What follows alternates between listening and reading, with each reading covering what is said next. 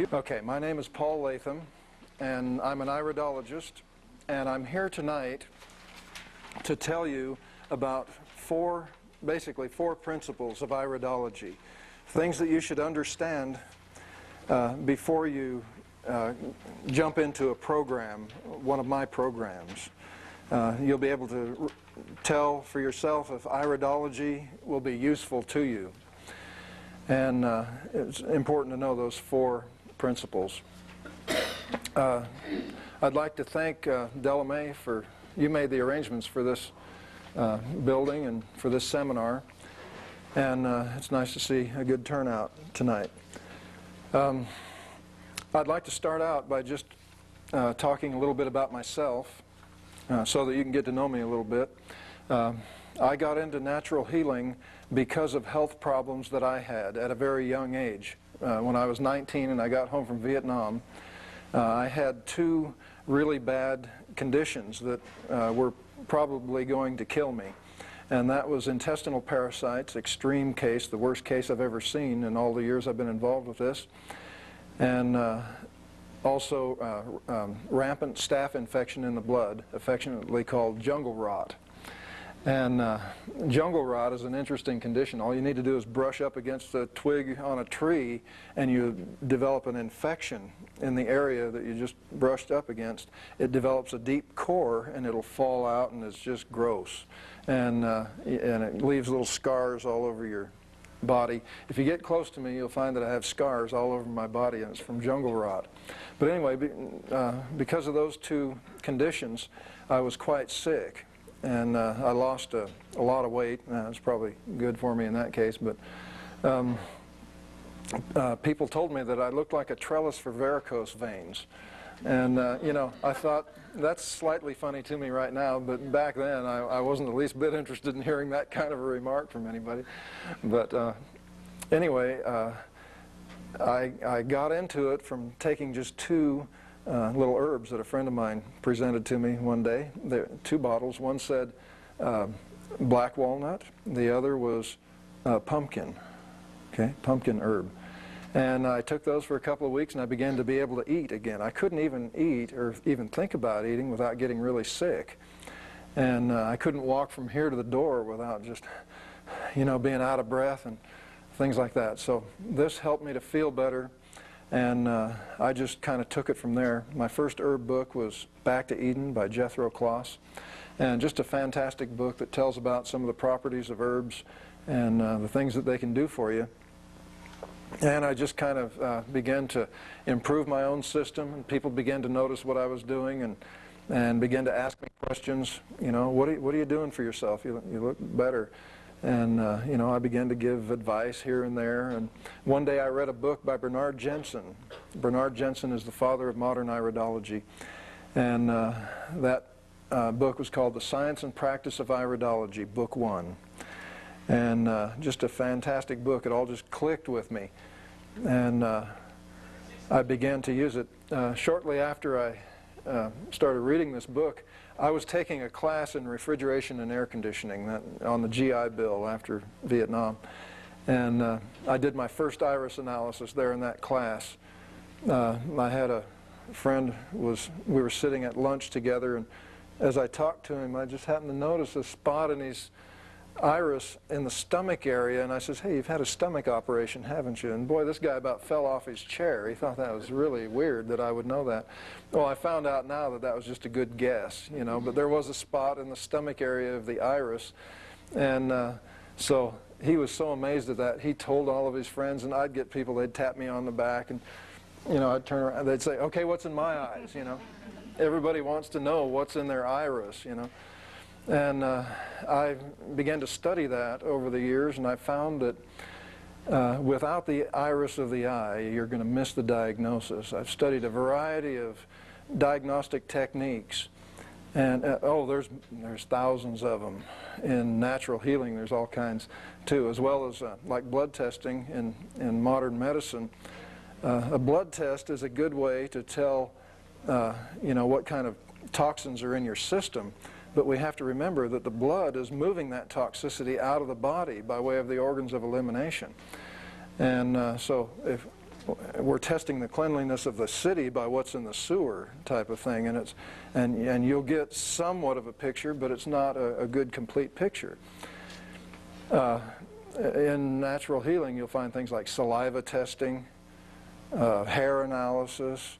There's just a whole varieties. Point testing, different acupuncture points on the body, reflexology, kinesiology is a big thing right now. You know, muscle testing. If the muscle, you know, you can test the various organs through the muscles. If the muscle gets weak, the organ is weak. I found out that those things are not accurate. I used kinesiology, for instance, for years before I finally realized that any program based on a kinesiology analysis will not be effective. It will not cause the healing that you want.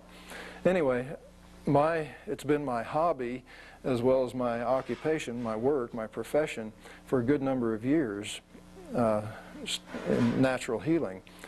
And it just started by people asking me, you know, what I was doing. Now, Della May mentioned that, you know, take the class, even if you just use it in your own family. I guarantee you, folks, you won't just use it in your own family. You give one person some advice and they're going to tell somebody else, especially if it works, see? And pretty soon, these kinds of things are going to happen. Now, I've been in seminars right here in this building where it was just packed, people climbing the walls, see? And I had a couple of seminars just like that just a couple of weeks ago. And that's from people recommending other people. I don't advertise anything like that. That's from satisfied people that that have had a good experience on their program, and others see what they're doing, and they're recommended to these types of seminars. I took my family to Hawaii one year, or for 2 years, and studied Chinese medicine over there. And the ancient Chinese believed that all organs go through the eye, and I wanted to find out why they believed that. And I found out that they had a knowledge of iridology as long as 5,000 years ago. It was written about at about 1000 BC in some of the earliest known writings about iridology being practiced that long ago. The principles of iridology were known in many societies. The ancient Egyptians used it. The ancient Hebrews believed that the iris of the eye has your complete story there, from the pre-existence to your eternal reward. Okay, that was the thoughts about the iris of the eye with the ancient Israelites. It's an amazing study. I've studied different, you know, anatomy and physiology has been a big thing with me.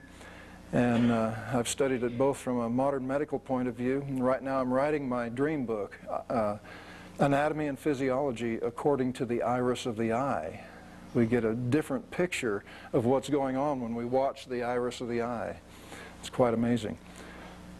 I've got master's and bachelor's degrees in health sciences, and I've just about completed a PhD program, and I've completed another PhD program. If I had the money to pay the school that I completed it for, I'd probably have that PhD, but anyway, I've done the programs.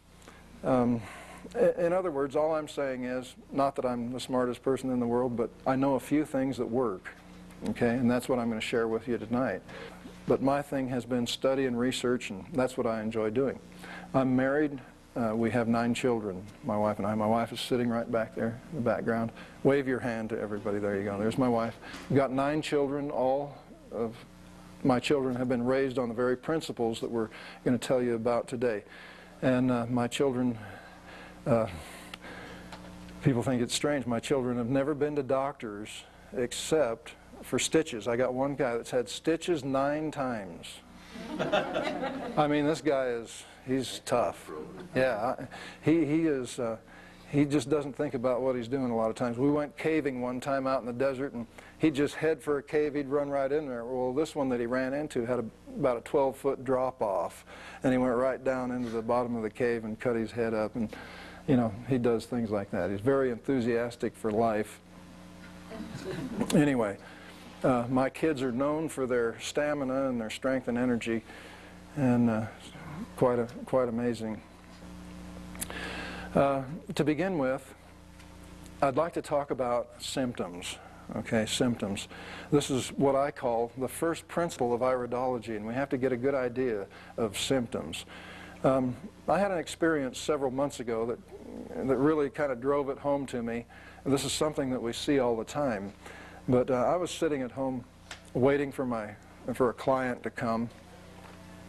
And, you know, I always think, you know, what kind of clients am I going to have today? You know, I see a variety of different problems, and all of a sudden I heard this loud knock on my door. I mean, it really sounded intimidating, and I wasn't sure who was out there. I do not diagnose disease. I do not treat any disease. If you're expecting to have your disease treated by me, you're barking up the wrong tree. And you'll understand that as we go through the seminar, okay? Symptoms. Let's talk a little bit about them. I heard this loud knock at my door, and so I peeked out the door, and here's this woman, probably in her late 60s, early 70s. She said, "If you can't do anything about my headaches, you're wasting my time." I thought, wow, you know, people just dare you to do something good for them, you know. And I says, well, why don't you come on in and let's talk about it? Okay, a headache shouldn't be too hard to deal with. She says, anyway, she began to tell me her story. She says, about a month ago, I went to my doctor, and he says, "What's the matter with you?" She says, "I've got a headache. And I've had a headache for a month. It will not go away." The doctor immediately scheduled her for 3 weeks worth of testing. At the end of that 3 weeks, the charge was $1,300, and he made his diagnosis: migraine. Okay, migraine. I knew I had her. I grabbed my dictionary, I opened it up to the word migraine. Migraine means literally headache. Okay, now, do you see the scenario? The doctor says, "What's the matter with you?" She says, "I have a headache." He says, "Yeah, you sure do. And here's a painkiller, and that'll be $1,300. You know, the symptom, I says, "Well, where did the headache come from? What caused your headaches?" Well, nobody knows. With iridology, we look at the cause of problems. We do not look at symptoms of problems. Okay? A lot of times people will come look in the door, and then they'll turn around and walk back up the stairs. Oh, hi, that's okay. But that's okay too. But a lot of times I'll do a program for somebody, and they call me up immediately, and they say, "Well, how come you didn't tell me I have arthritis?" Well, the thing is, you know you've got arthritis. Am I treating you for calcium and sodium imbalance in your body? Yes, I'm taking calcium and sodium supplements. Great. Keep on taking those supplements. Arthritis is a problem with calcium out of solution due to a sodium imbalance, okay? And you lose enough calcium over a period of time, and you will have buildup of calcium in the joints that causes this arthritis problem that we have. So I don't identify diseases. You know, somebody says, "How come you didn't tell me I have MS?" You can get a dozen MS victims in here, all the same name to their disease, but each one of them has different reasons for it. We treat the causes of problems. We do not treat the symptoms of problems. Okay? And you'll understand that more as we go through the rest of the seminar. To an iridologist, a symptom is the body's efforts to return to health. To a doctor, a symptom is a sign of disease, and that symptom needs to be suppressed in some way. Drugs are excellent at suppressing symptoms. Okay? Any questions about symptoms? So when you call me up and you say, "I feel lousy," I may just say, "Congratulations to you. That's very good, you know. Your body is moving back to a healthy condition." Okay? This is a very misunderstood part of natural healing. These symptoms that we will develop as we go through the reversal process. And we'll learn more about that as we go through the seminar. Okay? Any questions? Okay. Let's go to principle number 2. And with principle number 2, before we jump into that, I want each of you to have an iris chart. Okay, if you can each take one of these, pass them around.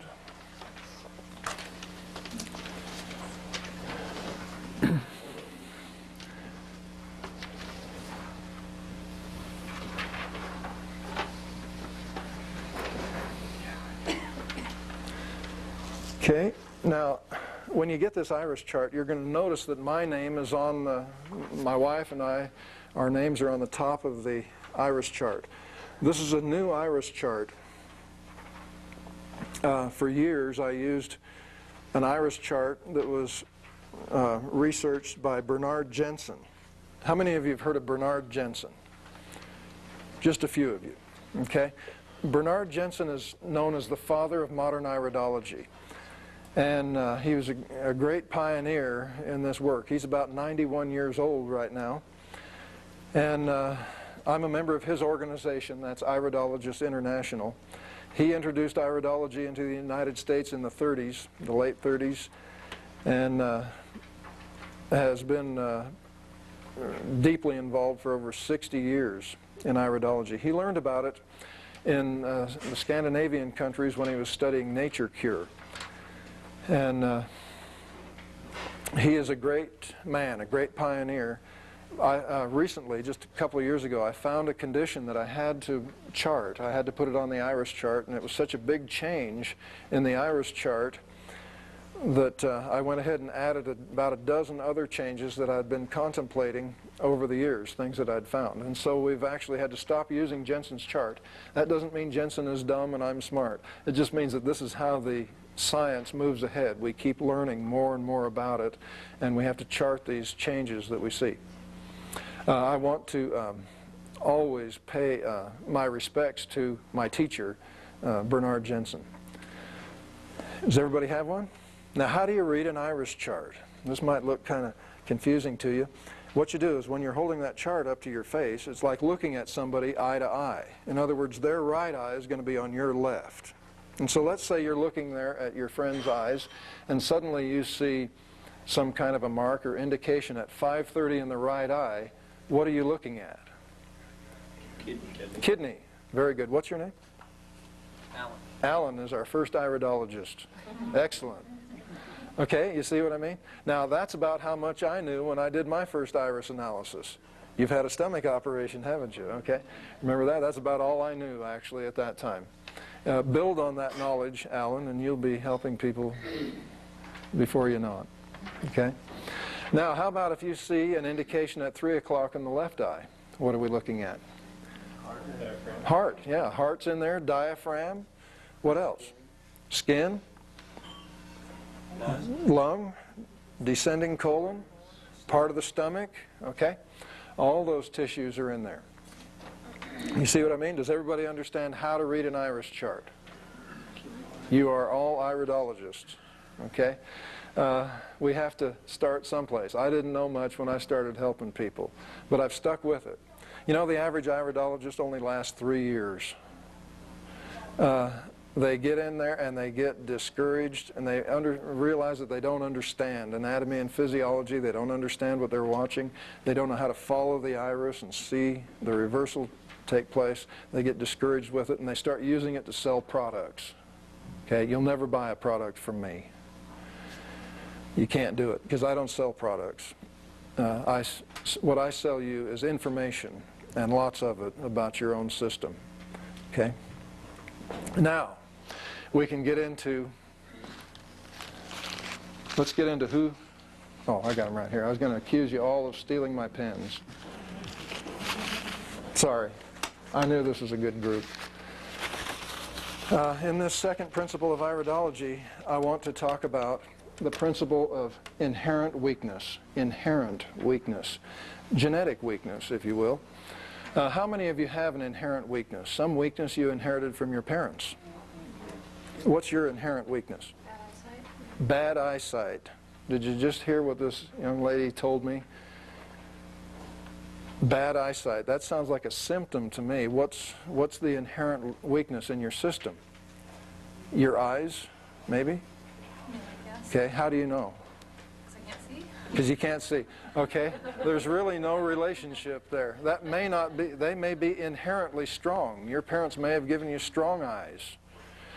But due to a variety of dietary problems, whatever, insufficiencies, calcium loss can affect the eyes immediately. Adrenal problems affect the eyes. Things like that. You don't know really if your eyes are inherently weak. Anybody else have an inherent weakness in here? Delamay? Adrenal, pancreas, and kidneys. How do you know that? I told you. Very good. Okay. Do you understand though what I'm saying? If somebody, I've had people answer me, yeah, my inherent weakness is arthritis. No, arthritis is a calcium and sodium imbalance in your body. You don't have to have that imbalance. It's not something that's inherited, an imbalance. A lot of times we inherit the same way our parents ate, we eat, see? And that's mainly the inherent weakness that we have. We eat wrong. Anyway, inherent weakness shows up in the iris of the eye as what we call a lesion. Okay, that lesion is going to be kind of football shaped like that. How many of you have looked at your own iris before? Okay, a few of you. Did you see any of these football shaped lesions? Okay, yeah. When we see that lesion, we know that that tissue is inherently weak. Let's say, Alan, that we see that lesion at 5:30 in the right eye. What's our new analysis, diagnosis, whatever you want to call it? Weak kidney. No? No, it's No. That is an inherently weak kidney. Okay? You inherited a weak tissue from your parents. When you see that, that means only inherent weakness. It doesn't mean you have a problem. Okay? It simply means that that's an inherently weak tissue. Yes? Is that a clear football or like a different color than the rest of your eye? Not necessarily. You're getting ahead of the program. All I'm saying is if you see that lesion, just that lesion, yeah. Sorry. That means it doesn't necessarily, just because you have an inherently weak tissue doesn't mean it has to be a problem to you. A lot of times I'll tell somebody, you have an inherently weak kidney, and they'll fall off their chair and crawl over to the phone and dial 911, you know. It's not a big deal, okay? We all have inherent weakness and strength. Let's say that that inherently weak tissue in your body looks like this, okay? Let's say an inherently strong tissue, on the other hand, looks like this, in contrast. Okay, now this doesn't show up in your eye right here. If you have an inherently strong tissue, it's just going to be good straight fibers, good even color, and no lesion. That means that tissue is inherently strong. This represents an inherently strong tissue. This represents an inherently weak tissue. Now, the biggest problem that I've found in this country is acidity. Okay? Acidity does one thing really well. It breaks down tissue binders. In fact, calcium, sodium, potassium, and silica are broken down from the body at an accelerated rate when you're acidic. So if you're losing tissue binders from both of these tissues at the same accelerated rate, which tissue is going to have a problem first? The inherently weak tissue. Okay? This causes a problem. In order for us to heal, we need chemical balance. Okay, chemical balance. We are two people. We have a right side and a left side. Our right side we inherit from our father usually. Our left side we inherit from our mother. We found that out through millions actually of iris studies. Okay? We'll usually have a stronger side and a weaker side. Now these may be balanced when we're born, but as we begin to lose nutrition, we lose that nutrition at different rates because of weakness and strength, and we find ourselves in a state of chemical imbalance. In other words, the two sides of the body will begin to fight against each other rather than cooperate with each other and heal. And so we find it harder and harder to heal of our various conditions that we get ourselves into. We have to bring that into chemical balance. This is all I do for you, is we take the most underactive tissues, the weakest tissues, and bring them back into balance. Doesn't mean you're strong, doesn't mean you're weak, it just means that someplace out here you balance, and then your body heals itself of any condition. You see what I mean?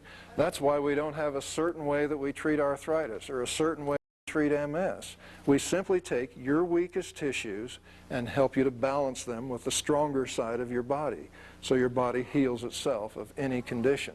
That's how the body is made. It needs to heal itself. So how do we do that? Let's take a look at the average person that comes to see me. They're between the ages of 40 and 50. Now, usually the average person has been losing nutrition for between 40 to 50 years. Okay, it's amazing. In fact, we see signs of major calcium loss by the time a child is 8 years old, using the iris of the eye.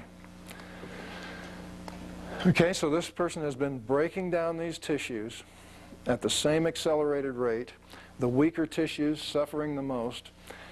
This person, along about age 30, begins to have some pretty severe symptoms. They go to their doctor. Their doctor gives them drugs or surgery or both, and that helps take away some of those symptoms. But they find that they get it back. They still have the imbalance, and they will find other symptoms. So that person decides, I'm going to start doing things a little bit better. I'm going to take my health into my own hands. They start hanging out at health food stores and, you know, things like that. But have you ever been to a health food store, see somebody looking at a bottle of vitamins? You know, you never have seen such a confused look on your face as somebody who's trying to figure out for the first time, what can I take to be healthy? Okay? It's hard. So maybe we start making some changes. And you've all seen that health nut as they change, you know, instead of drinking that Coke that you always see them with, they got Diet Coke. Okay? You know, they're making these changes.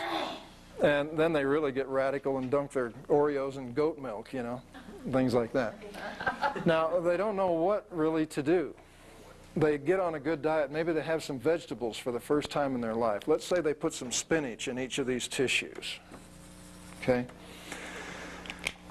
And what we find out is that when you put this good nutrition into both of these tissues, after they've been breaking down for 30 or 40 years, you see some interesting things happen. You will find that these inherently strong tissues will take that and just get better and better and better. They'll use nutrition. At a cellular level, they're going to digest, assimilate, and eliminate, and they're going to get stronger. Okay? But this inherently weak tissue that has been broken down for the same amount of time will tend to lose nutrition, and no changes will take place in that tissue. So let's look at it. Here you are. You got this chemical imbalance. You start eating good. The strong side gets stronger. The weak side continues to get weaker. And what happens to your ability to heal? It gets worse and worse and worse. And here you are eating good. All those Diet Cokes, you know. What is happening here in the system? Let me give you an example of what happens and how to take care of this problem. Let's say that this is two different people, okay, but they have the same problem. These two people have exactly the same problem. The problem is an underactive thyroid, a chronic thyroid condition. When I use the word chronic, I mean underactivity. In other words, at a cellular level, these tissues, neither one of them, will digest, assimilate, or eliminate, or go through the cell activities for building to take place and elimination to take place, okay? So they have underactive thyroids. This person has an inherently strong and underactive thyroid. This person has an inherently weak and underactive thyroid. Now, in natural healing, for an underactive thyroid, we give the person iodine, okay, underactivity. In other words, the thyroid doesn't have the iodine it needs to make the hormones that the thyroid produces. The hormones produced in the thyroid are all at least 65% iodine. That's why the thyroid is the major iodine collector in the body. So we give the thyroid the tissues or the nutrition that it needs. We put some iodine in here and we put some iodine in here. We find that in 3 to 4 months, this person here with the inherently strong thyroid is making hormones again, and that thyroid goes back into activity. But this person over here with the inherently weak thyroid has not had any changes except for the worse. And they're not producing hormones. They have the same problem. And they have an inferiority complex to go along with it because their friend's getting well and they're not, and they're doing everything they can. Okay? So, what is the answer? That's how this inherently weak and chronic tissue acts. An inherently strong and chronic tissue will build when given good food. This is what we have to do. We use what's known as a protomorphogen, a matching tissue substance.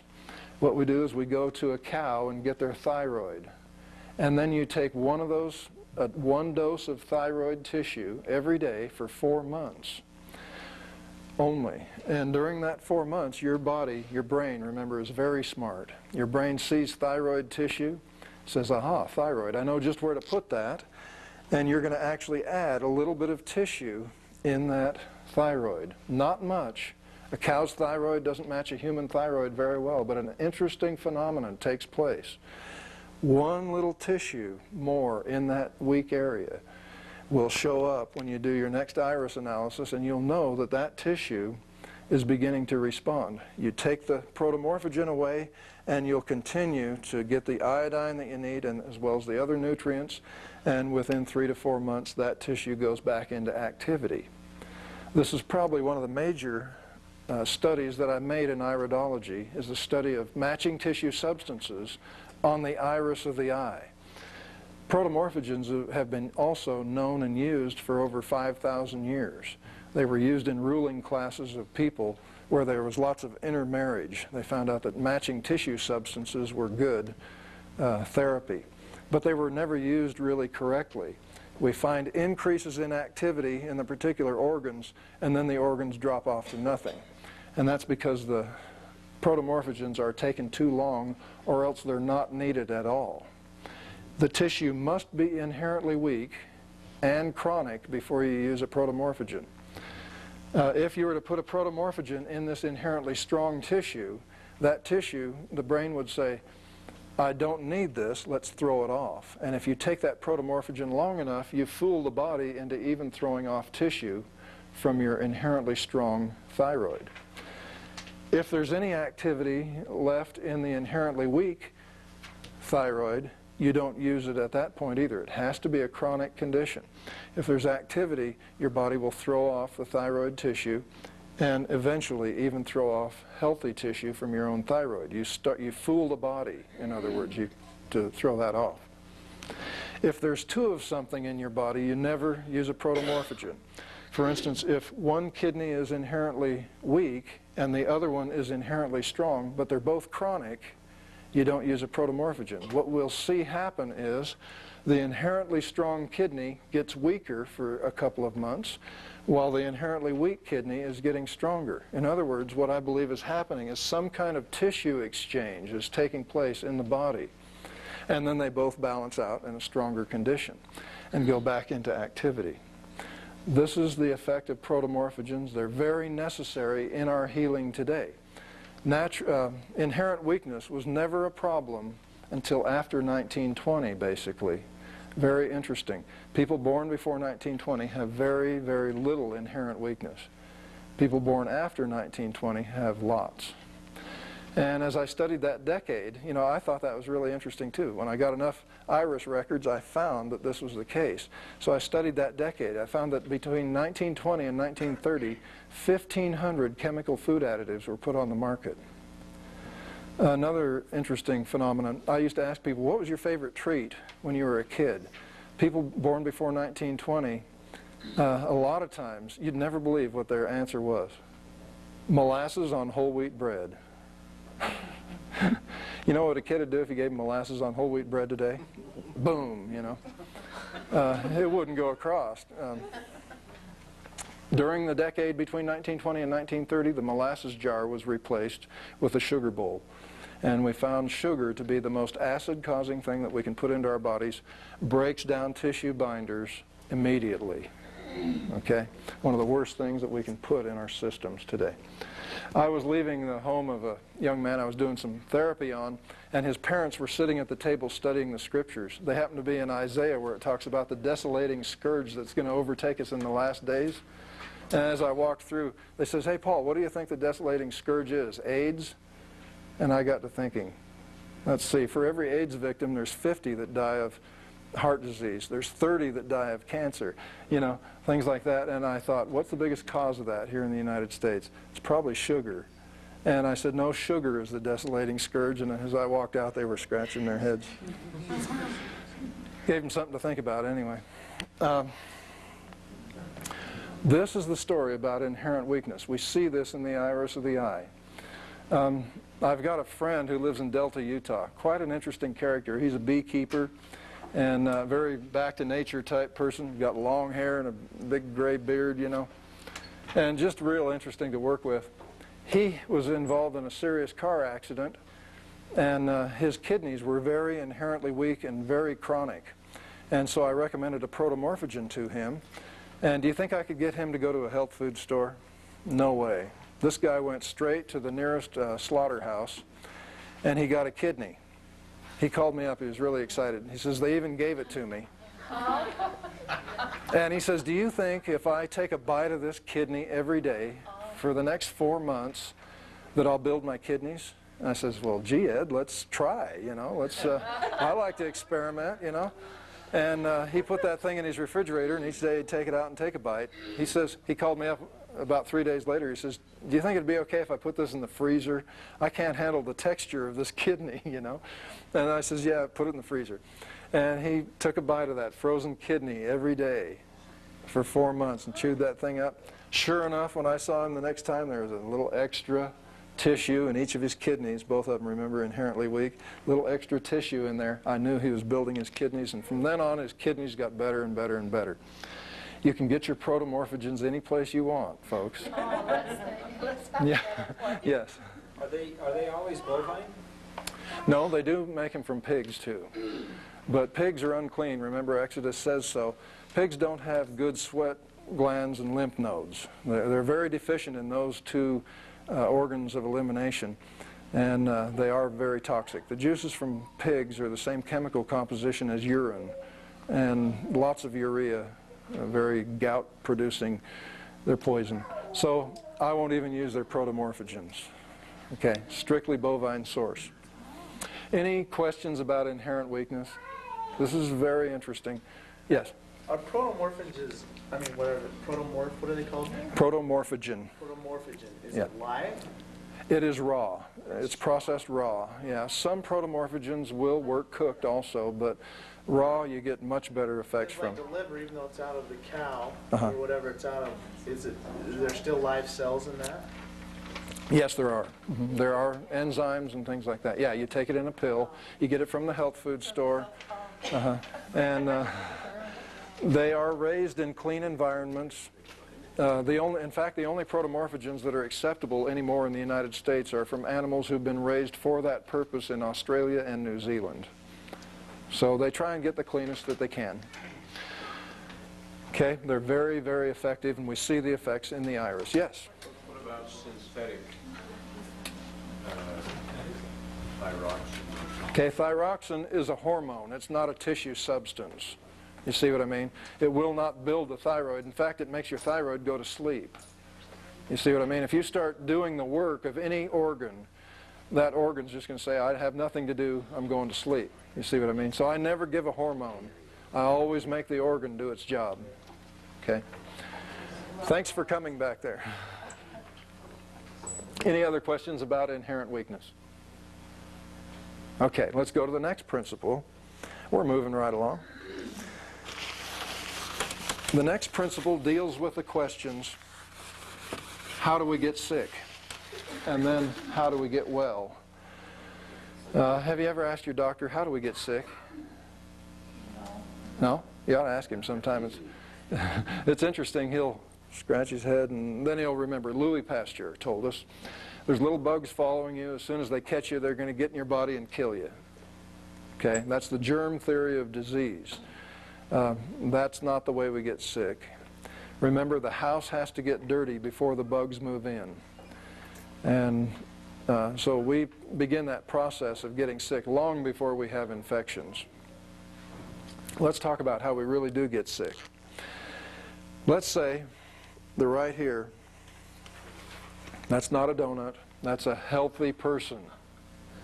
In other words, a healthy iris, right? In a healthy iris, we have certain criteria. The lines in a healthy iris are all going to be nice and straight all the way through. Okay, all straight lines in a healthy iris. In a healthy iris, we're going to have all one color. It's going to be blue or brown, period. No other colors of eye. In a healthy iris, we can have inherent weakness.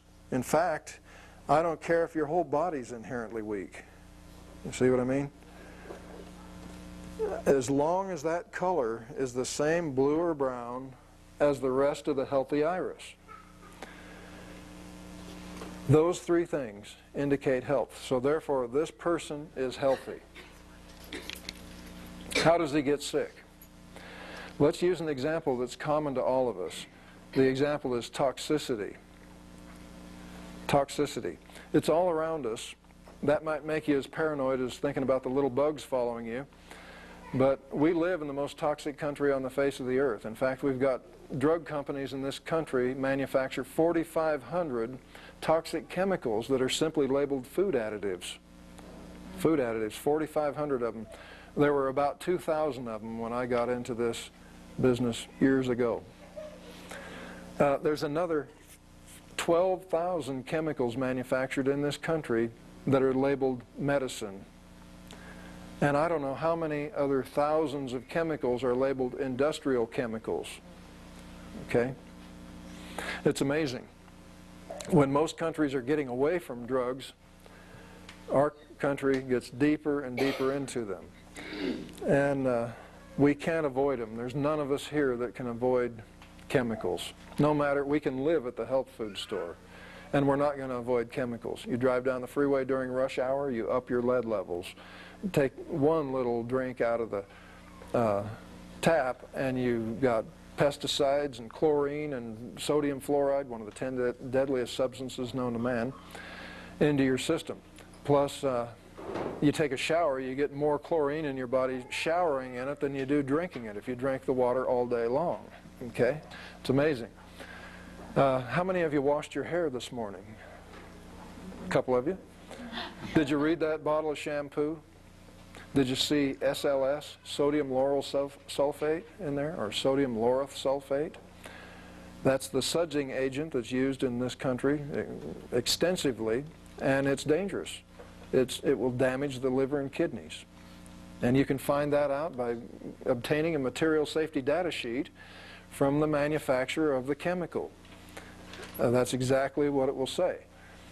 Any of you use underarm deodorant today? A couple of you? Okay. Did you read the bottle? Even if you got it at the health food store, we know to avoid aluminum, right? Poison, metal gets into our system. But how about propylene glycol? Even if you got it at the health food store, there's usually propylene glycol in those. I had an interesting experience with propylene glycol. Remember, I studied to be a refrigeration and air conditioning mechanic. I actually graduated and went to work in that field.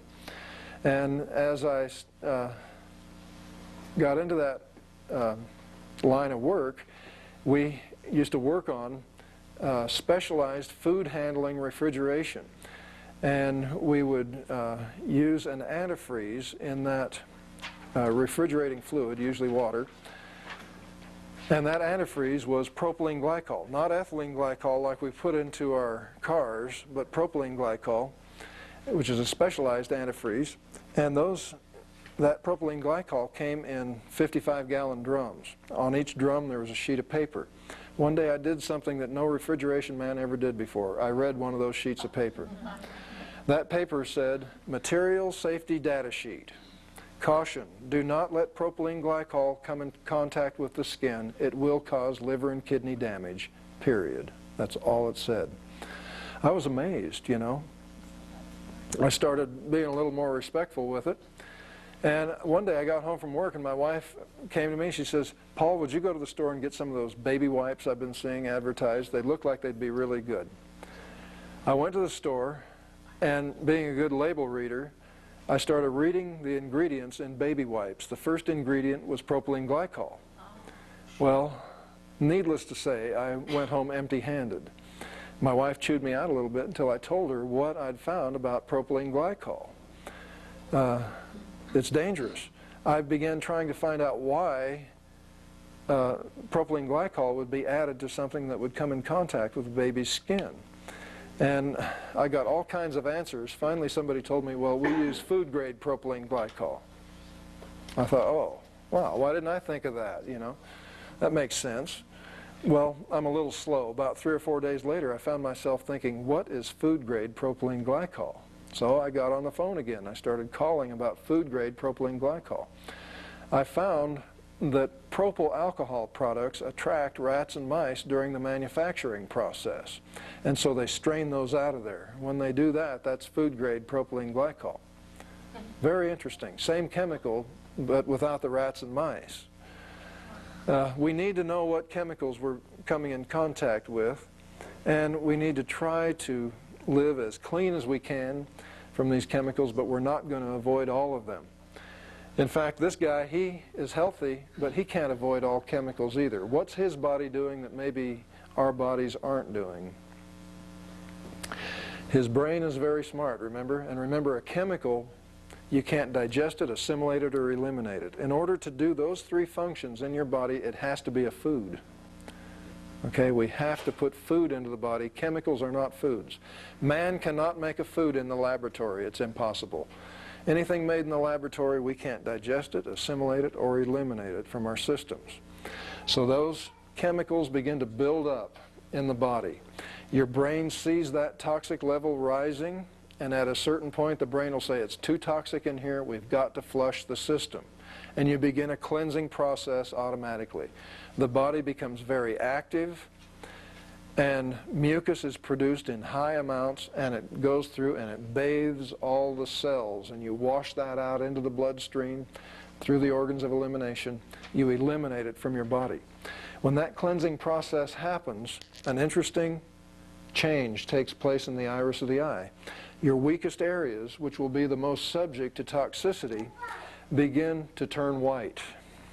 Okay, that lesion turns white. When I see that white lesion, I know that you're healthy still, but that your body is cleansing. You're washing the cells at a deep level in your system. I know that you have symptoms at that stage too. You'll have pain and discharge, okay? At least a headache and a runny nose. This is a sign of an acute condition. This is overactivity. Your body's busily trying to cleanse. 3 to 5 days later, that lesion will turn the blue or brown healthy color of your healthy iris. This 3-day cleansing experience is known as what in this society?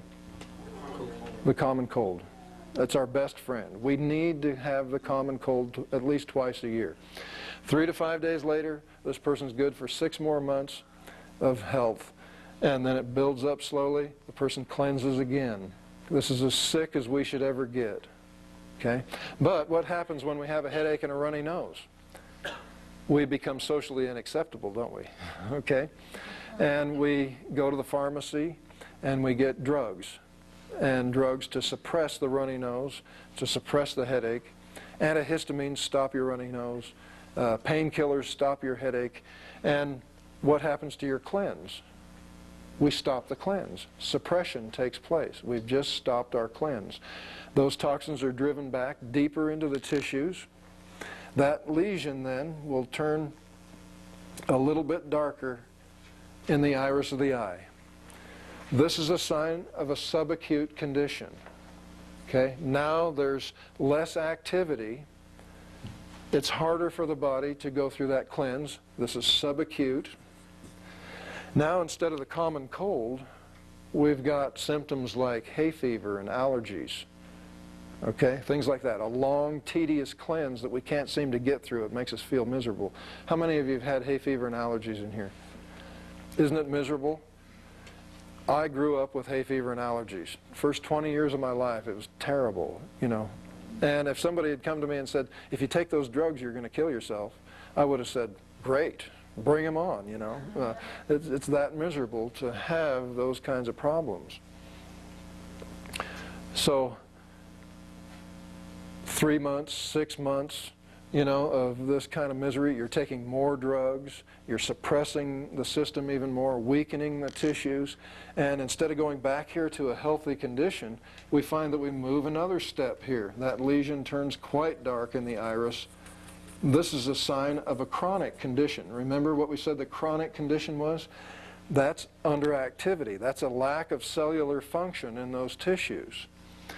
And now, instead of hay fever and allergies, we've got arthritis, diabetes, super infections, the beginnings of cancer, problems like that that tend to debilitate us.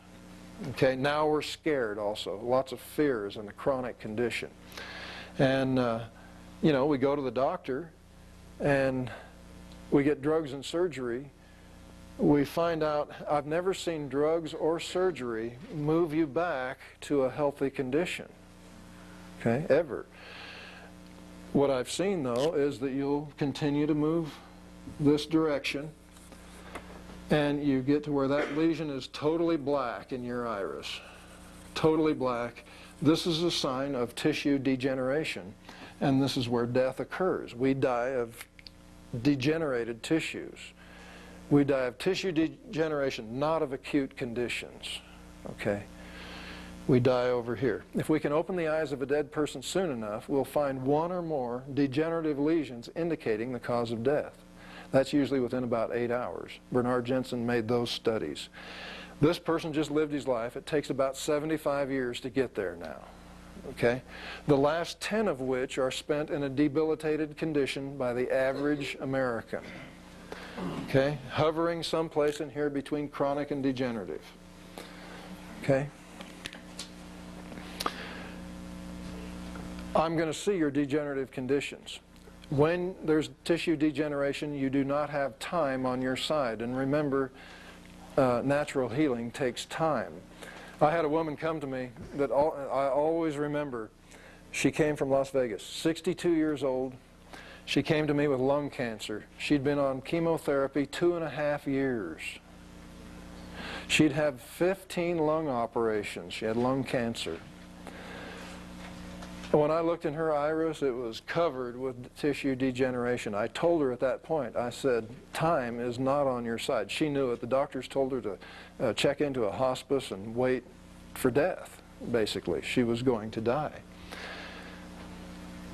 And I told her her problems. She realized it. And, you know, there's good ways that you can tell a person that they've got a bad problem. I mean, a lot of iridologists will say, oh, wow, you're dead. Forget it, you know. No, you explain this process, this reversal process, and you explain what the person is up against. That woman said, I'll do anything. And I said, okay, I'll do anything too. And I spent days with her. And it was about 45 days later, she died. In fact, I was with her when she took her last breath. Okay, there's nothing I could do. It was too little, too late. We tried, but she was too weak. She could not do it. I'd much rather catch your chronic conditions and help you reverse those, okay? I might tell a person you have a chronic kidney condition, okay? Your kidneys are underactive, in other words. A lot of times that person will say to me, well, you're crazy. My kidneys never bother me. What are you talking about? Why wouldn't their kidneys bother them when I can see that they're in a chronic condition? Yes? Because they're only seeing symptoms, they're not seeing cause. Right. They're seeing symptoms and they're relating their symptoms to something else. Kidneys happen to be one of those tissues that can just sit in your body and not really do their job, but not really a whole lot of pain. Plus, we break our nerve tissues down first, and so we don't conduct pain real well in the chronic condition.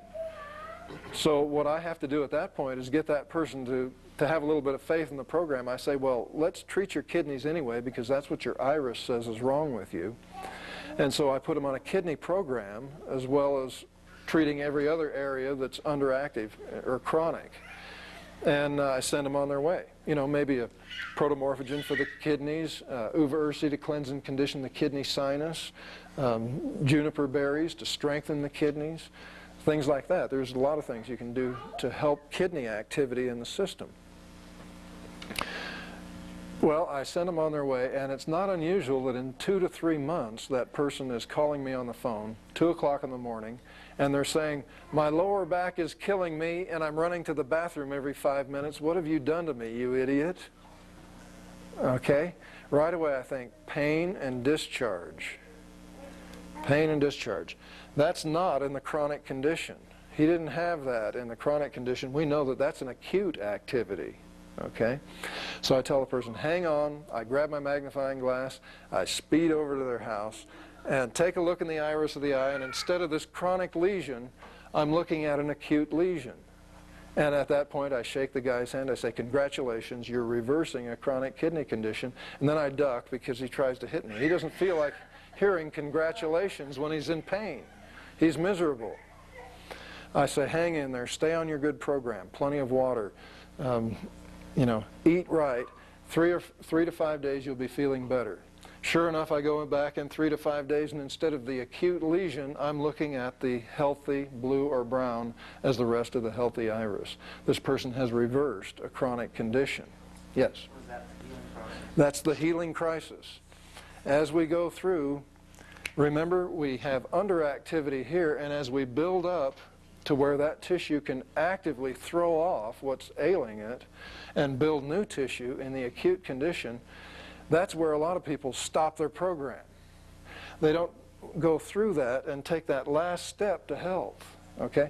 I see this all the time with severe arthritics. I get arthritics that come to me all the time. My kids know what it is to carry somebody into my house, and they know what it is to see that same person come in under their own speed. See, they were raised with that kind of activity. But an arthritic, I say, before you're back here to health, you're going to go through some very acute pain. And they say, no big deal. I've had all the pain anybody can have. I can handle it. Well, those arthritics don't know what pain is till they've got active nerve tissues again that wake up in a pinched off condition in their body, and that's pain. That's real pain, see? And it's very difficult, but those who stick with it will reverse the problem. I think of 2 women in their 80s that came to see me in Las Vegas at a seminar I was doing. One was also legally blind due to inoperable cataracts. They were both excited. They'd heard about my program. They both had arthritis. They came to me. I explained this process to them. When the healing crisis came, they were both really good for 3 or 4 months. When the healing crisis began to come along for both of them, one of the ladies dropped out. She didn't believe it. She was worse off than she had been with her arthritis. So she stopped doing what I asked her to do, and she did something else. Well, this one lady, Ciola Otto, stuck with it. She says, I got nothing better to do. I'm going to go through this if it kills me. I'm going to see if you're right. She says, how do I look? I kept doing follow-ups with her. I say, your eyes are getting better and better. I could show her. She was getting better, and she stuck with the program. She reversed her arthritis condition. But another thing happened at about 2 years into the program. She called me up and she says, guess what? I got my driver's license back again. 87-year-old woman who'd been blind for years due to inoperable cataracts got her driver's license back. She says, guess what else I did? I joined the neighborhood patrol. She goes out after dark and hunts for drug dealers in Las Vegas. I pity those poor drug dealers. Okay? These are the kind of things that we get to live with in our family. Very, very, that's payday for an iridologist. Okay? That's why I stay in this crazy business. People get well. Yes? So once you get it back to the healthy state, does that mean that you need to stay on that program Sure. for the rest of your life? You eat right for the rest of your life. People say, like bovine and all that kind of stuff? no. Those, remember, a protomorphogen is only effective 4 months. 1 dose a day only for 4 months. But, you know, people ask me, well, when can I have Snickers bars again? What's my answer? How about never? Okay. To maintain this, we have to be eating people food. Okay, just like humans have eaten in every society. Grains, legumes, yogurt, fruits and vegetables. Okay, that's what we need to eat. LDS people know it as the word of wisdom. Okay, things like that. This is the reversal process. The healing crisis is the most misunderstood activity that the body goes through, but absolutely necessary for health to come again. And it's amazing. It is just, this is real iridology. You see the changes take place in the eye. When I say you're going to have a 20 to 30% improvement in the eye, I can expect that instead of this color, it's going to be someplace up in here, more subacute. Okay? And as you start getting more and more pain, as the tissues come back to life, you're going to get to the acute condition and throw that off. Yes? How long does it take between each of those? Okay, the average healing crisis, this is in people 40 to 50 years old, will happen at about 4 or 5 months. Okay? It can happen earlier or it can happen later. Like I mentioned in the question and answer period, I've got people, well, I had a 77-year-old that never went through a healing crisis for 18 months, and yet he did my program faithfully. See? So health is a process, not an event. Okay? We work towards it. Now, of any of these tissues that we drew up here, where's cancer going to be? Tell me. What kind of tissue gets cancer? Chronic, right. If there's activity here, we're not going to build a tumor. Okay? Your active cells are going to digest it, assimilate it, and eliminate it.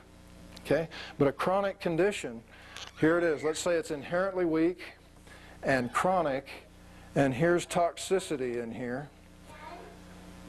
We can't throw it off. The body covers it with mucus, trying to wash it out, but due to underactivity, we can't get rid of it. That mucus finally hardens around the toxic material. Hardened mucus around a toxic material is known as what? No, a tumor. A cyst, a tumor, a polyp, whatever you want to call it. This is what happens in that underactive tissue. Now, how do we get rid of that? You activate the tissue first. You may need a protomorphogen. Usually you have to have a protomorphogen. This causes the tissue to begin to function at a cellular level. And can you imagine? It's like that tumor is waking up in a sea of piranhas, hungry cells that are digesting, assimilating, and eliminating, and you'll throw that right off. See, what you don't break down. And that's how it's reversed. It's a simple process. Unless that whole tissue has been, you know, those cells have been mutated to the point you're so far into this degenerative condition that we can't get you back. Okay, but if I can, you know, we catch these areas early, oh, wow, the reversal process is very easy. A lot of times with the worst diseases we have, they're some of the easiest to get rid of, you know, through activity. Yes? I started on your program about a month and a half ago. First, I started a cleanse just the day after I started. I lasted for about 3 weeks. Is that unusual? No, it's not unusual at all. A lot of times I'll get a husband and wife. They come to me, you know. The wife comes in and she says, oh, I've got this symptom and that symptom and, you know, this and that and this and that, and just a whole list of symptoms. A lot of times the man will be standing there beating on his chest saying, I never get sick. I don't even catch cold. As soon as somebody tells me they don't catch a cold, what can I assume about their system? It's too underactive to catch a cold. Okay, so I put them on a program, and first thing that happens is the woman starts getting better and better. The man ends up in bed for two or 3 weeks or a month, you know, because it started a cleansing reaction that he's not ready for. You talked about that pain in your lower back. I had a couple of nights I couldn't even sleep. Throwing that material on kidneys that aren't ready to handle it probably is some of that. started feeling better and better since then. Yeah, good. That's good. That will happen quite often, especially when there's been lots of toxicity involved. That's good, and you should continue, but you're still going to have some healing crisis.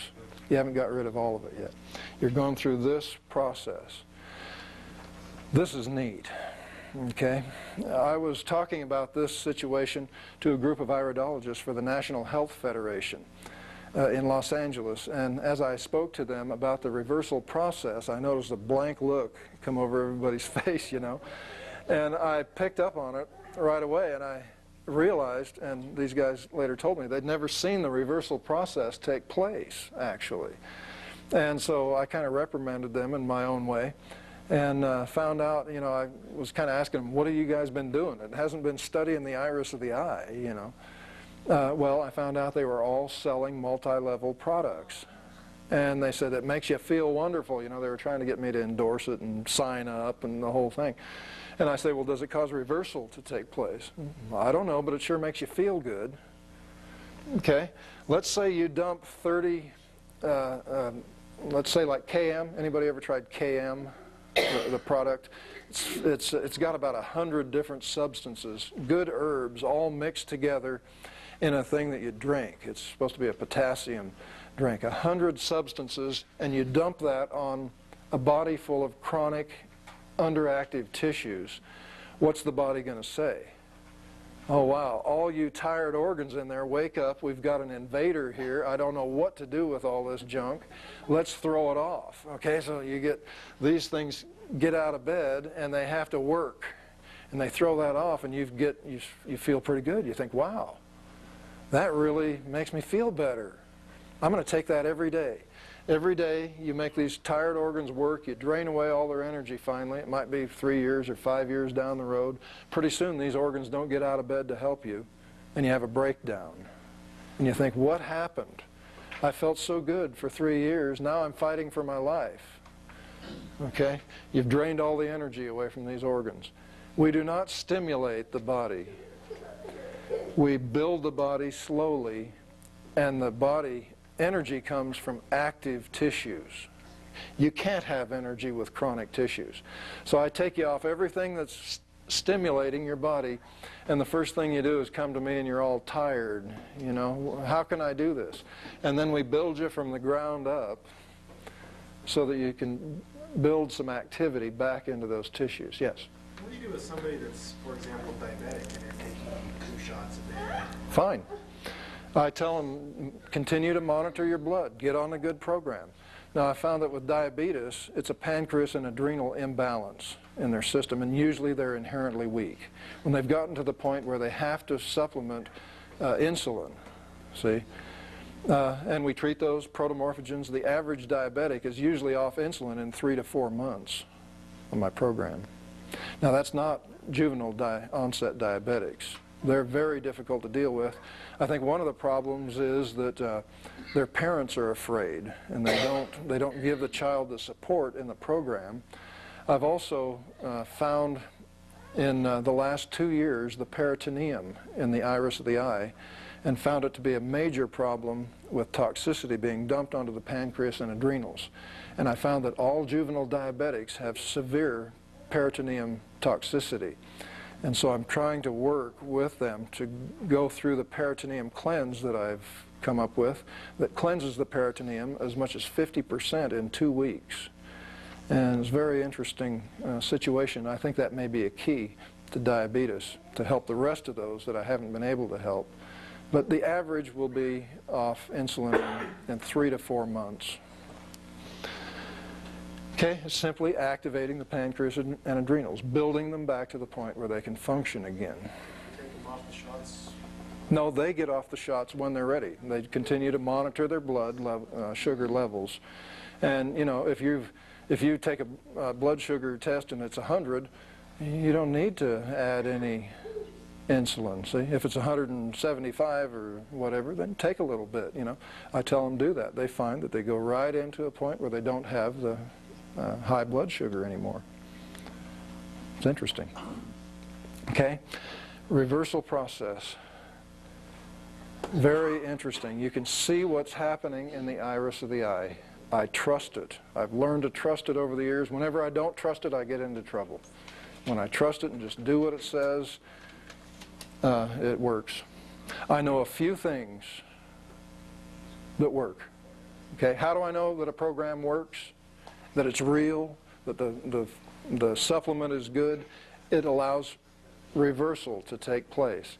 If I put you on a program, if I put you on an otherwise perfect program to get you to reverse, and I added a vitamin and mineral tablet to that program, guess what I'd see in 3 to 4 months? No changes whatsoever. It's stimulating enough to the body that you just burn up your energy. You can't put rocks into your body and expect your body to take them. It tries to throw them off. And that's where we get the energy from the mineral supplements that we get out of the earth. Okay? Our minerals have to go through the plant cycle. The plant changes an oxide or a chloride, sulfate, carbonates into phosphates that are easily assimilated into the body. That's what the plant does through its many processes that it goes through. Let the plant be your criteria for food. Okay, any questions on this? Isn't this amazing? This is neat. This is real iridology. Anything? Let's go on to one more short principle, then we'll see just a few slides and we'll be done. I'm ready for a new whiteboard, I think. Okay, this last principle deals with mucus. Mucus. Okay, mucus is absolutely necessary for everybody. It's the body's first reaction to any problem. Any problem at all that you have, the body is first going to try and wash that problem away by manufacturing lots of mucus. This mucus is manufactured, it's sent to the organs that are having the trouble. It holds on to that toxicity and is washed out through the organs of elimination. It envelops those toxins. It's constantly traveling, and this is what I call healthy mucus. When we become more and more underactive in our tissues, that mucus will begin to travel slower and slower. Slow-moving mucus turns to an acid. Okay, it becomes acidic. You can take a glass of water out of the tap and set it on your table, and each day it'll be a little more acidic. Okay? Fluids that don't flow turn to acids. Acids destroy tissue binders. Calcium, sodium, potassium, and silica are destroyed at an accelerated rate, and these are the cause of some of the major problems that we have. Heart disease, for instance, is not because God made all the bad hearts and put them in the United States. The #1 killer in this country is heart disease. And it's not because of weak hearts. It's because of acids that destroy our calcium balance in our body. We throw that calcium into the bloodstream.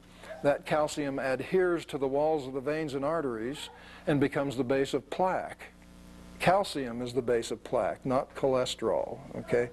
Cholesterol and calcium, though, do have a relationship. If this is calcium and this is cholesterol, that happens. Calcium attracts cholesterol, and it will build up on that plaque and causes blockage and starves your heart muscle for blood and oxygen. And you have a heart attack. Okay? Calcium and sodium out of solution. It's responsible for many, many conditions in our system. Even, hemorrhoids. The colon falls, pushes on the lower part of the colon, puts pressure on the anal ring, and it comes out in the form of a hemorrhoid. Just a simple thing, acidity destroying calcium in the system. Many things are calcium related. Arthritis, calcium and sodium imbalance, things like that. When acids then sit for long periods of time in the body, they will become what we just call stagnant. Okay, they just sit there, they become a swamp. What grows in the swamp? Alligators, right. Who said that? The next iridologist. Very good. Okay. Alligators. Infections, in other words. We cannot have an infection unless we've got a swamp. Okay? And this is where natural healing and modern medicine diverge into two different pathways. In modern medicine, they want to throw a pill in the swamp and kill all the alligators. Okay, that's fine, but guess what? You're going to have alligators again because you still have a swamp. If you've got a swamp, there's going to be something living in it. In natural healing, though, we drain the swamp so you don't have the environment for an infection.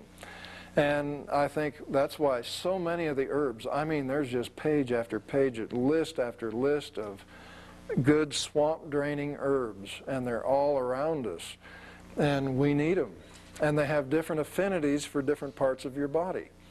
And so we can identify a swampy area in your body, give you the herb that has an affinity for that area, and drain the swamp. I'll very rarely ever use an antibiotic herb. What I like to do is drain the swamp away. Okay? We drain away an infection. We don't kill the alligators. We drain them away. I don't care if your infection is AIDS or yeast or bacteria, you know, it doesn't matter. You drain the swamp, okay? When stagnant mucus sits for long periods of time, it changes state again. It really begins to harden in your system. It becomes what we call catarrh, catarrhal mucus. Catarrhal mucus around a toxic material is known as a cyst or a tumor or a polyp, okay? That hardens in there. That will mutate cells around it eventually. The body goes through a variety of processes where it tries to get rid of that for several years, 15, 20 years sometimes. And if it can't, it begins to send tiny capillaries into that tissue, and it begins to try and make it a part of the body. The body is fooled into doing those kinds of activities, and it mutates cells around it and becomes a cancerous condition. Okay, and we know how to get rid of that. We activate the tissue. The worst case of catarrhal mucus that I've ever seen was, or heard of, I didn't see this, gladly or luckily, but I heard about it. A man who was being autopsied. They opened him up. They noticed that his ascending colon was 9.5 inches in diameter. That's what they said. Say that again. Whoa. And they took that colon out. They were so amazed. They took his colon out. That's the last 5 to 7 feet of the intestinal tract. They took it out and they weighed it. It weighed 60 pounds. The healthy colon weighs 3 pounds. Okay? This guy was carrying 57 pounds of catarrhal material around with him in the last 5 to 7 feet of the intestine. Amazing. They sliced that colon open. They took a look at the side view there, and there was a hole that went through that catarrhal buildup in there the size of a pencil, through which he eliminated every day. The man never complained of constipation. He was eliminating every day. Do you think he was constipated, though? Of course he was. A lot of times I'll tell a person your intestinal tract is very underactive, and they'll say things to me like, well, you're crazy. I eliminate 3 times a day. Well, that's okay. It's not what you're eliminating that's a problem. It's what's not being eliminated that's the problem, you see? So all 4 of these levels of mucus show up in the iris. Okay, and so you can tell when you see stagnant mucus, automatically you drain the swamp. You treat for infection, in other words. Acidity, we know calcium and sodium is out of balance in the system. Catarrh, we know there's hardened material in the various organs. We try to identify where that is. A lot of times we'll do a follow-up if we see a lot of catarrh buildup, because usually that tissue borders on degeneration when it's finally built catarrh. So those are areas we want to see again. We want to make sure that the reversal process is happening when there's catarrh. Okay? That's the mucus story. Any questions on mucus? No? Not a one. Okay. At this point, let's see a few slides. Okay, here we have a fairly healthy person. Okay? But remember, nobody is perfect. All of those people that reached perfection on my program, I haven't seen them again. I think they were all translated or something. But anyway, nobody is perfect. Let's look at the conditions that we see here. Even though this person's fairly healthy, we see metals built up in the pituitary gland. Okay? We see all these squiggly white lines all through the system. This is an indication of acidity. Acidity breaks down calcium tissues, especially the nerves first. And so whenever you see these squiggly lines, we know those nerves are breaking down. Plus, the pupil is large for having the light right in the pupil. It should be more constricted. And so we know that nerve activity isn't real good in this system. Here we have some, well, this is the right eye. This is the ascending colon. Somebody diagnose that colon for me. Inherently weak. Inherently weak and underactive or chronic. Inherently weak and chronic ascending colon. That's exactly what we're looking at there. See the little lesions indicating inherent weakness? The dark color, it's not quite black yet to where it's degenerative. There's still some life in there, but it's getting that way. See, it's chronic. Let's look at a follow-up of this person.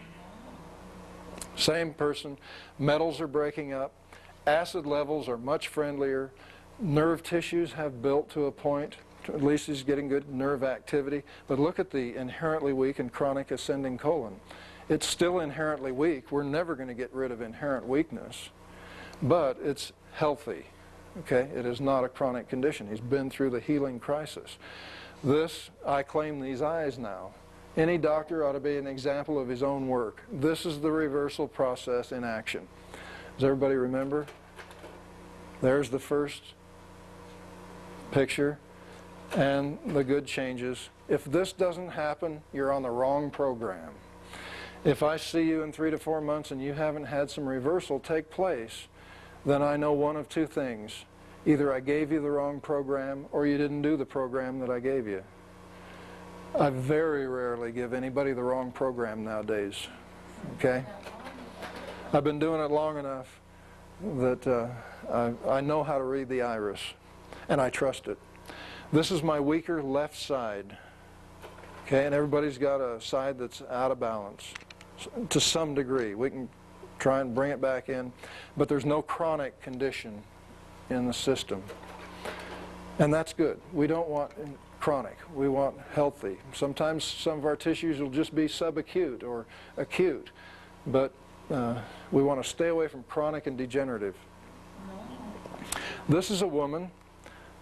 See, a woman right here is one of the ways we can tell that. And this system is full of inherent weakness. And we can see every level of mucus except the healthy level. There's acidity, there's stagnant mucus, there's real chronic areas, the catarrhal mucus. In other words, here's mucus with even metals that are trapped in those tissues. This is inherent weakness. This woman came to me after brain tumor operations. She was 32 years old. One of her complaints was she could never have children. And I took this picture a few months later, 3 to 4 months later, because she was pregnant at that point. And we can see some of the changes she's been through. Not a whole lot of change viewable other than getting rid of lots of mucus. Okay, at this point, see that? Mucus, this real white look. And now you're starting to see some of the color of her eye. I found out a long time ago that the average woman in childbearing years will be pregnant within 3 to 4 months on my program. For that reason, we've had women from all over come just so they could get on a program so they could carry their own child for 9 months. Okay? It's very interesting. And we figure about 90% accuracy with this program. We had 3 sets of twins born in Utah last year. The only recommendation is we have to make an agreement. You'll name the child after me. So there's Pauls and Paulas running around, lots of them. Okay.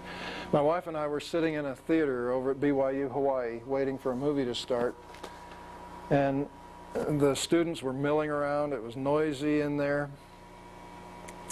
And it was just packed. And my wife and I were sitting kind of right out in the middle of the whole group. And all of a sudden we heard a woman yell at the top of her lungs, Paul, thanks to you, I'm pregnant.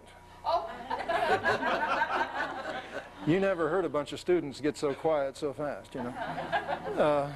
And then my wife and I saw the man and his wife walking up the aisle looking for a seat. She had seen me. She was so excited she couldn't contain herself, you know.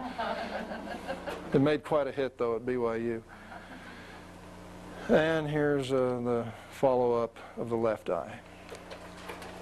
This is hardening of the arteries, a very advanced case of hardening of the arteries. Calcium severely out of solution. This man, 72 years old, brought his wife to me. She was suffering from some arthritis pain. She had a good strong system, but I saw this guy sitting on my couch, you know, and after I was done with her, I says, "You're the guy I want to talk to." And I told him about his problem, especially here on the left. You can really see the problem. This blue line, thin, pencil-thin blue line, this area is the most congested part of the calcium loss area. It's built up here the most. I knew that guy, remember the left eye, the heart area? I knew this guy was going to have a heart attack soon. And I told him about his problem, calcium loss. And I recommended that he get onto a good calcium and sodium replacement program. Well, his reply to me was, "Well, I've lived a good life. I don't want to change my diet," and, you know, all that. This guy died 6 months later of a massive heart attack. The doctor said his heart literally exploded in his chest due to blockage. Okay, and this is interesting. Now, if this severe blockage was up here in the brain area, right away you can expect, with that kind of blockage you can expect senility, dementia, Alzheimer's disease, you know, a variety of those problems. And this program responds very well to those particular types of problems. I had a 96-year-old who got on my program who was diagnosed with Alzheimer's.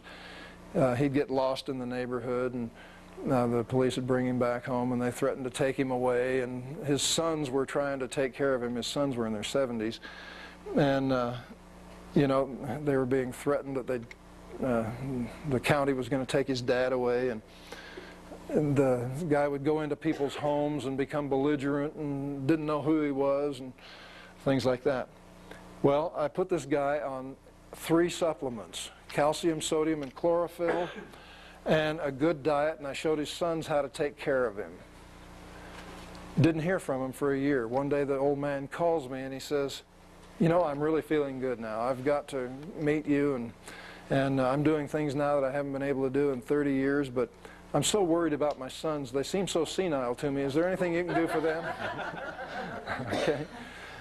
I told him at the time, I says, "You know, you're going to have to find something else to die of. I don't think it's going to be Alzheimer's disease, you know." And he just did great on it. And we've had several in their 80s who have responded really well, that have had Alzheimer's and different senility type problems. This is the lymphatic rosary. This indicates a lymphatic system that's not functioning. This is your 5th organ of elimination. And when you see the lymphatic rosary, this series of dots, real thick, appears the outside edge of the iris, you know that all 5 organs of elimination are underactive.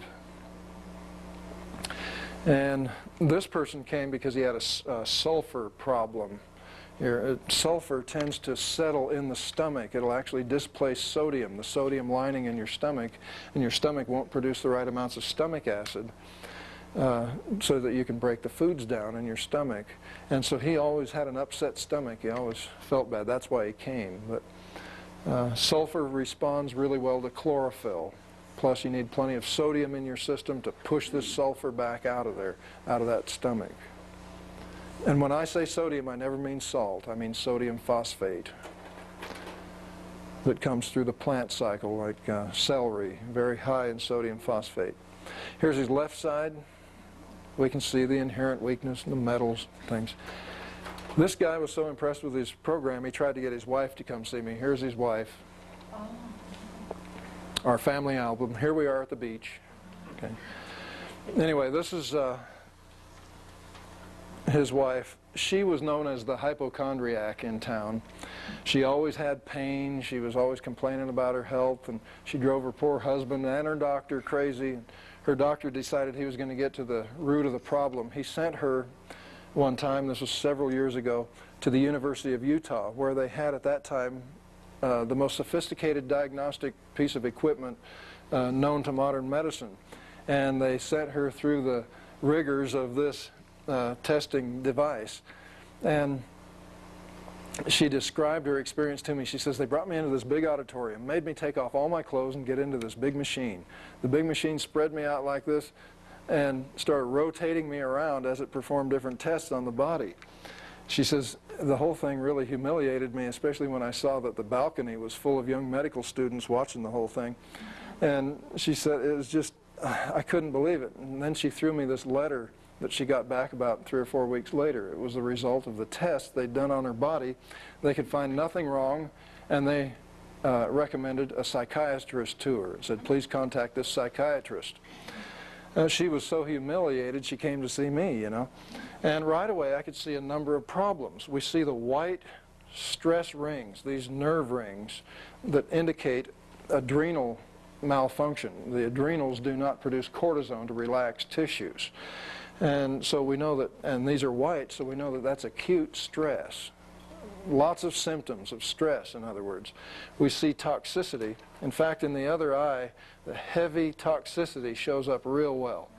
So when you've got, like in the brain, if you've got this toxicity with these nerve rings going through it, we know that that's headaches. And this is usually what migraines, people that are diagnosed with migraines usually have this kind of toxin with the stress rings that go through it. Usually a stress ring will stop at 11 and 1 and not go into the brain. Where it does finally enter the brain, it's the body's effort to keep from transferring toxins from the transverse colon, where we feed the brain, at an ion level. It's to keep from transferring those up into the brain itself. After the sinus, which is a filter for the brain, is plugged. That sinus is plugged. And so it's the body's last efforts to keep the brain clear of toxicity. So how do we treat migraines? What causes the headache? Yeah, that's what causes the headache, that clamp of the cramps in there. We cleanse the colon, and we treat the adrenals, and we get rid of this toxicity that way. Okay? Reactivate the sinus usually. The sinus is nothing more than a filter that keeps the brain free of toxicity. She was amazed with her program. This is a young man who had degenerative arthritis of the spine, and this is this heavy white acidity. It's like a fire raging out of control. We call it the arthritic fire. When we see this, we know that arthritis is a problem. And I met this guy, and I decided I was going to approach him and tell him I could help him. As I did that, I heard him talking to his friends about these idiots that go into health food stores. I immediately put on the brakes. I said, forget it, let him have arthritis. I don't care, you know. Well, I reconsidered, and in a couple of weeks I did approach him, and I told him, Chuck, I'm an iridologist. I can help you with your arthritis problem. Well, he was surprised because his doctor just 3 days earlier had diagnosed him with degenerative arthritis of the spine in a wheelchair, and that's to go. But at arthritic store, that just happened. Thank you for coming. Physiology for modern medicine. So just kind of bear with us. I believe in education, and I believe that you need to know everything that's going on in your body. You need to know why things are happening in your system the way they're happening in order for you to stay on a good program and get through the initial healing crisis. Okay, and we've talked about the healing crisis in the seminars. We need to understand what's happening in our systems. As Bernard Jensen says, we have to be smarter than our disease in order to get rid of it. And if you think about that, that makes a whole lot of sense. I know it's difficult for you to call me and to get through to me on the phone. And so in an effort to answer your questions more effectively, we take this hour before each seminar to answer questions, and I hope this is useful for you. And so why don't we just start? Who has a question? Is it called whey, powdered whey? The whey, bono, bananas, chlorophyll, would it be good to take that the rest of your life? Sure, it would. No, not the Bonal, not the calcium supplement. I like to get you off supplements, but everything else you mentioned to me is not a supplement, it's just good food. Now, the reason is acidity is our biggest problem here in the United States. We develop acid conditions, and those acids burn out the tissue binders, calcium, sodium, potassium, and silica, at an accelerated rate. And so you need to be putting in that potassium. You need to be putting in that sodium every day in order to keep acids neutralized in your body. So that's important. That's the whey product, or you can use celery juice. It'll do the same thing. But for me, the whey product is a little bit easier to do every day, you know. Yeah, it's less expensive than celery too. See, so it's a good, easy way to keep acids neutralized and keep calcium moving from the bones, the calcium bank, to the tissues that need it. Okay? What do you do then to supplement the calcium? Or now, the whey and chlorophyll doesn't provide, bananas don't provide the calcium. Okay, there's calcium. There's traces of calcium in everything that we eat. So that would but provide a good amount of calcium. the calcium, the best calcium for us is green leafy vegetables. Okay. And that's why I'm so strict on the diet, see. You've got to do the diet. And by the time you're off all your supplements, your diet is what's going to keep you healthy and keep all that calcium going in. If you're eating 60% raw, you are going to get the calcium that you need daily. Yeah. Getting back about my sleeping. Sleep. Yes, I get very little sleep, maybe 2 hours a night, if even that. Wow, you look pretty good for 2 hours a night. Last night I got 4 hours. Sleep is due to a couple of things. How long have you been on my program? For over a year. Over a year. You're off calcium right now. No, I'm on calcium, but I goofed up. I kept taking the supplements, and so now I have to start over on some different things before I... So. Okay. One of the things that causes sleep problems is the cleansing process itself that you go through. Okay. For instance, let me just show you one thing that's very common in causing sleep problems. Let's say you have your intestinal tract here, okay? You've got your transverse colon, your descending colon to the rectum, and your ascending colon is over here. Your appendix is right here. Okay, everything moves this way and out of the body, right? Well, it's not unusual for us to not digest in this country. And when we don't digest, those foods are going to be heavy, and they're going to fall into these areas, all through the intestinal tract, okay, especially here in the descending colon. Gravity is against us, and everything just falls, and it fills up these weak areas of the descending colon. And this material will build up and harden over a period of years. It becomes quite toxic, and you send that toxicity, remember, through the colon wall. Eventually it reaches every organ in the body. Now, it just so happens that right here in the most toxic area of our bodies, the descending colon, from the middle of that descending colon, we feed the heart muscle. Okay? And so you can see we're sending toxicity through here. Over the years, your body, well, this will harden up. This material will harden up in your descending colon, and you'll send less toxicity. Plus, you usually have some kind of stress rings in these nerves that transfer that toxicity. Then I come along, okay? One of the things I give you is chlorophyll. Chlorophyll will come in here and penetrate this hardened material. It'll soften it up and get it ready to be eliminated, okay? Before it's eliminated, though, you actually start sending more toxicity. Now, the stress in here is caused by underactive adrenal glands. You don't have the cortisone that you need to relax these cramps in the nerve tissues. So we're also treating your adrenals. We give you cortisone to relax this. This actually lets more toxicity to the heart muscle. The heart muscle will react from that onslaught of toxicity, and it starts beating fast, okay, or skipping beats, or, you know, getting really irregular because of that toxicity, and you won't sleep. In fact, I've found that 90% of sleep problems are caused by this activity right here, okay? So, now, in herbology, if we have a sleep problem, what do we take for it? Melatonin, okay, we give you a hormone that your pineal gland is supposed to be making itself, see? And that'll make your pineal gland go to sleep, okay? So you become dependent on melatonin that you're taking. Remember, it's my philosophy that we never take a hormone.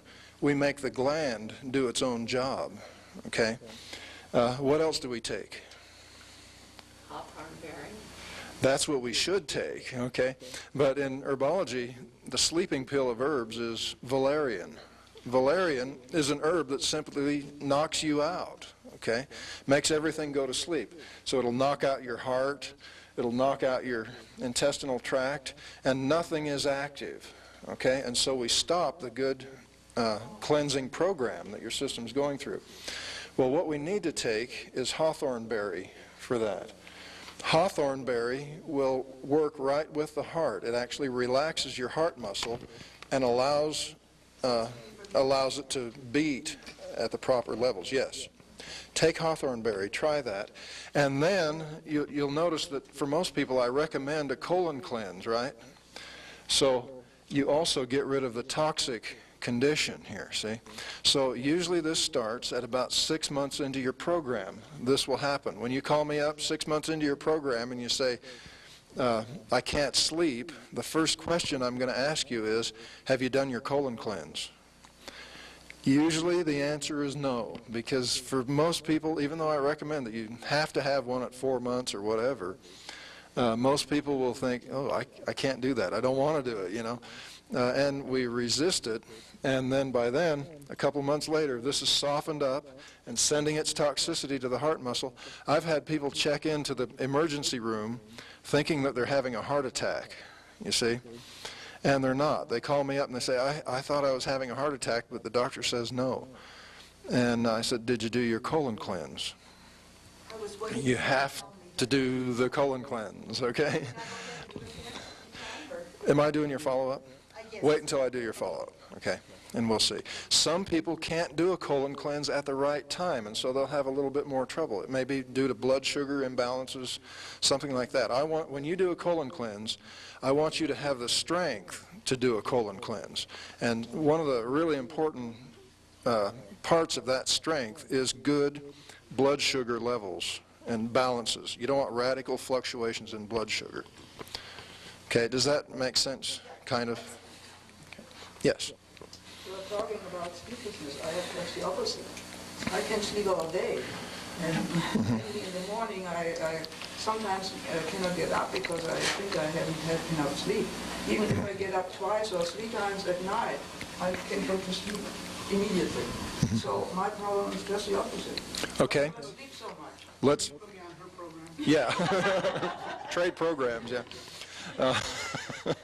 This is what happens, especially, now remember, when I talk about the average person and their response time, I'm talking about people between 40 and 50, period. Okay, that's the average age of people that come to see me. If you're older than that, you're going to have a little bit longer response time to anything that you're taking. But let's look at it. Many times, let's talk about a colon cleanse, for instance. Let's say 4 months into the program, you do a colon cleanse. People think that a colon cleanse is simply a 7-day cleanse. Well, it's not. A colon cleanse only begins a natural cleansing process. You'll spend 7 days intensive cleansing the body, or cleansing the intestinal tract. But you'll find that maybe for 2 months after that, your intestines are just crazy, you know, and they keep cleansing at an accelerated rate, and your body is working real hard. That work causes tiredness. Many times your body will even be working on that while you're asleep. You're trying to rest, and you wake up and you feel like you've been fighting somebody all night, see? Your sleep isn't restful to you, and you're just tired. And it's very possible that you're just cleansing constantly, and we can't get you to stop. Now, with you, I know we've been working on this problem for months, you know, and in the iris of the eye, I keep saying things get better and better and better. You see what I mean? But you may be cleansing at an accelerated rate. So we tried to balance your blood sugar. There's a variety of things that we're trying to do with that, and that has to be an individual thing. Most people don't have that problem for an extended period of time. All I'm talking about is average. This is what we look at, average. You know, a couple of months and no more problem with that. We'll keep working on it. You know, in this kind of a business, sleepier and sleepier. I'm doing everything I can. In this business, though, we'll find that, you know, I can probably help 95% of you right now, okay? And there's 5% that's going to have a little bit of trouble here and there. And those are the people that we work on. This is how the science goes ahead. As soon as I find something that helps you, I will also have helped, you know, so many percent more people. You see what I mean? I work on those problems all the time, and that's what makes the science move ahead. I will never give up on you. You may give up on me, but I'll never give up on you. One of the things you need to remember is a good diet. You're not going to make yourself sick. You will never be worse off on my program, ever. You can't go from a bad diet to a good diet and be worse off. It doesn't happen. And if you'll notice the diet that I give you, that is so important to follow that diet. Yes? Okay, in our first meeting with you back in September, you talked about the colon pocket when you have a transverse colon. Well, the transverse colon is dropped. A prolapse. When the transverse colon falls, that's just known as a prolapse. And a pocket forms around it. No, I don't understand that. A pocket forms around your transverse colon. To hold it, I think was how you... No. When the transverse colon falls, it falls into a bowl. That bowl is your pelvis. Okay? Boom. So your pelvis now looks like a bowl of spaghetti. Will I be able to ever get rid of the tire? Is that part of the problem, having the prolapsed transverse colon? Yes. As soon as your colon falls, your body starts making a nice soft place for That's it. Not pocket, but a soft place. Yeah, a soft place, yeah. Now that goes when the colon... Get your terminology right. I'm signing up for your class. How long have you been on my program? 3 days. Okay. You, no, 3 months? A little over 3 months. Okay. In 3 to 4 months, that colon will raise 20 to 30%. That's all I can promise you right there. And that soft area that you're talking about, it goes away... Eventually, it should go away. It should begin to, you know, it'll diminish. But remember, health is a process, not an event. You know, and so the first 3 to 4 months, you can expect that colon to rise 20 to 30%. If you get 5 to 10% every 3 to 4 months after that, you're doing fantastic. Okay? So be patient with that. Many of us have spent 40 years dropping that colon into our pelvis, you see. Other organs are pressured. You put pressure on other organs by doing that. Should you continue to do the slant board exercises for the rest of your life? They're fantastic. If you do them, if you get into the habit of doing them, I do them. My family does them. I've got a 2-year-old or a 3-year-old now, little girl, that lays on our slant board. See, once you start doing slant board exercises, you're going to want to do them. You're going to find out that they're very, very effective. They only take 5 minutes a day. You know, it's neat. It's really good.